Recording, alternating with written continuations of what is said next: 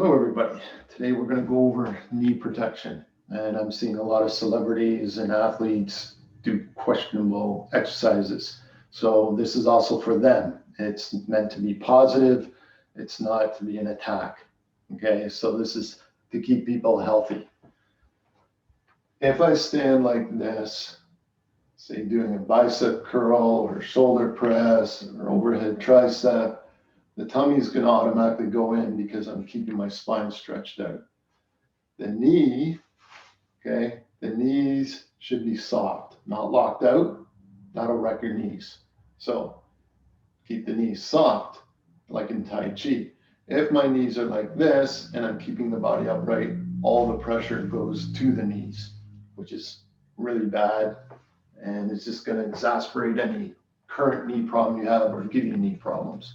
So from a front point, posture, the body's stretched up. I'm doing a bicep curl. Put your feet where they're comfortable. I would not put them together because then you don't know if you're off balance. If you're doing it this way and you're staring at a mirror or you're working with a coach, personal fitness instructor, hopefully they're going to notice, if you don't, that you're leaning, which means you're putting all the pressure on one leg or the other. That means muscle imbalance, also possibly means an injury. And you don't want that. You want everything in alignment. So keep the feet a bit apart. You're curling. Now, if I lock the knees out, this is what happens. Now I'm putting pressure on my knee and potentially my lower back. So keep the knees soft like they do in Tai Chi. Same as if you're doing a shoulder press. If you're doing a shoulder press, you can arch slightly from the mid-back. Do not arch from the lower back, and you'll see my knees push out. So it all comes back to the knees and potentially the lower back. From a side angle, if I'm doing a bicep curl, knees are soft. If I lock it out,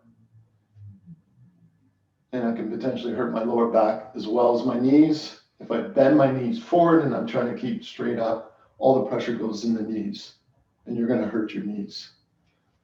Okay, a snatch is another one I often see. And since it's Olympics, we'll honor the Olympics by demonstrating this. I don't have umpteen 100 pounds. I just have an aerobics bar. But when you're here and you come up, you should sit back. Do not do this. And I'll do it from the side. If you do this, it's all in your knees. So if you think about that, you're lifting potentially 100 or more pounds, let's say 45 kilograms or more, and now you're wrecking your knees.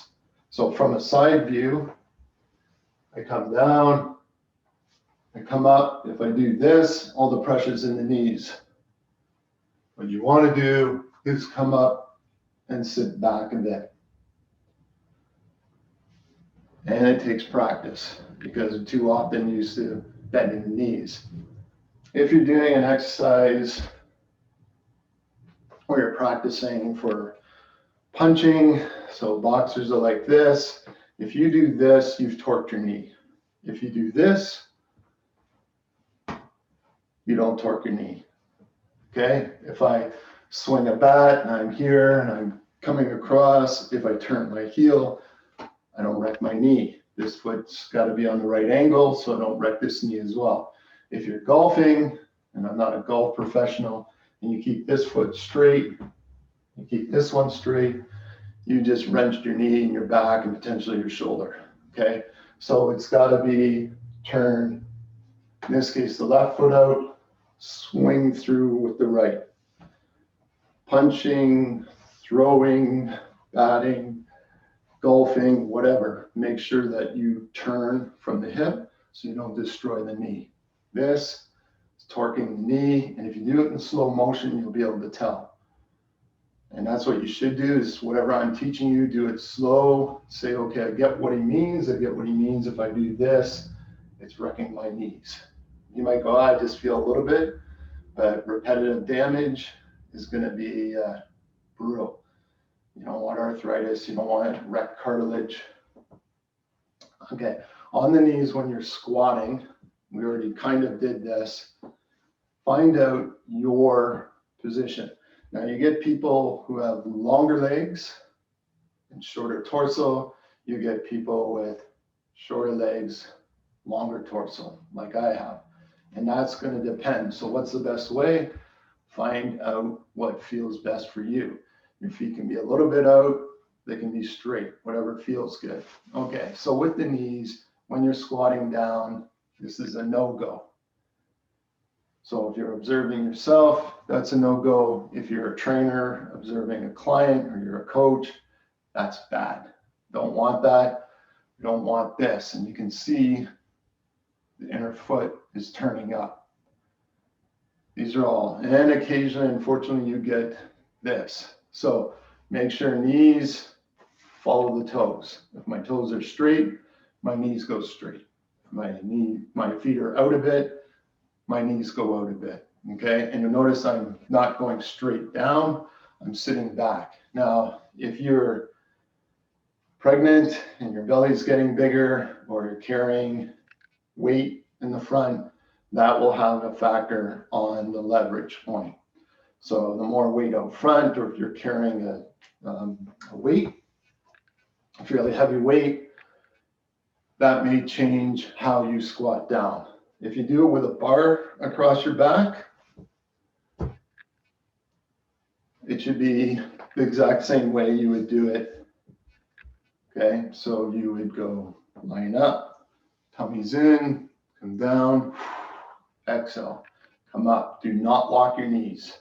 Now, if you're in a competition and say you lock your knees, okay, well, that's what you got to do. Otherwise, I'd say never lock your knees out. Okay, so let's do that from here. Find where you feel most stable. Find where your knees aren't going to buckle in or push out. Sit back, exhale, push out. Don't lock out.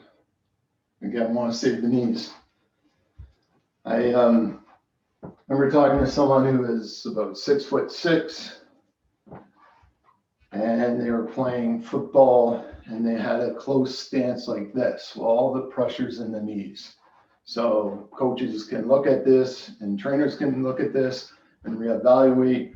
I would suggest that they learn what is the optimum point for them, where the weight is here, not into the knees.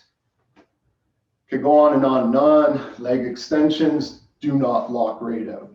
Don't try to put the whole stack on and then jerk it and then find out you've torn all the cartilage. Same with the leg curl. When it comes down, don't lock it right out.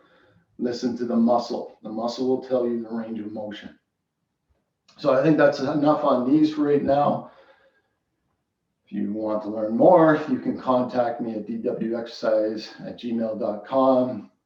If you're looking at videos on YouTube or anywhere else, make sure that you're observing it and try whatever's suggested and find out, hey, am I wrecking my knees or does that feel balanced and right? All right, everybody stay safe.